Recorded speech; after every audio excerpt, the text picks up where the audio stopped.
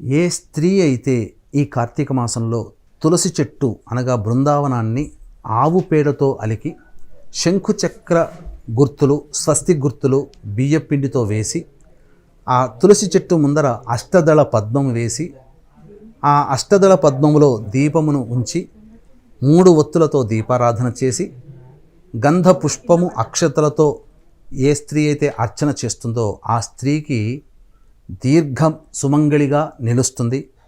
అలాగే పూర్వ సువాసులు ఎవరైతే ఈ విధానాన్ని ఆచరిస్తారో వచ్చే జన్మలో సంపూర్ణ సౌభాగ్యవతి అయినటువంటి జీవితాన్ని పొందుతారు. ఏ స్త్రీ అయితే ఏ యువతి అయితే ఈ విధమైనటువంటి పూజ చేస్తుందో విష్ణు సమానుడైనటువంటి ప్రేమగా చూసుకునే నారాయణ స్వరూపుడైనటువంటి భర్తగా లభిస్తాడు అని శాస్త్రం చెప్పబడి ఉంటుంది.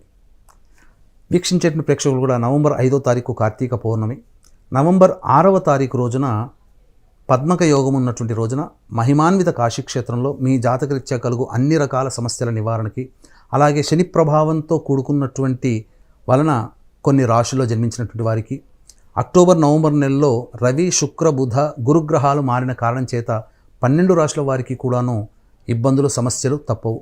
ఇటువంటి సమస్యల నివారణకి, జాతకరీత్యా కలుగు అన్ని రకాల దోషాల నివారణకి సర్వదోష నివారణ పూజలు హోమాలు నవంబర్ 6వ తారీఖు రోజున మధ్యాహ్నం 3 గంటలకి ప్రారంభమవుతాయి.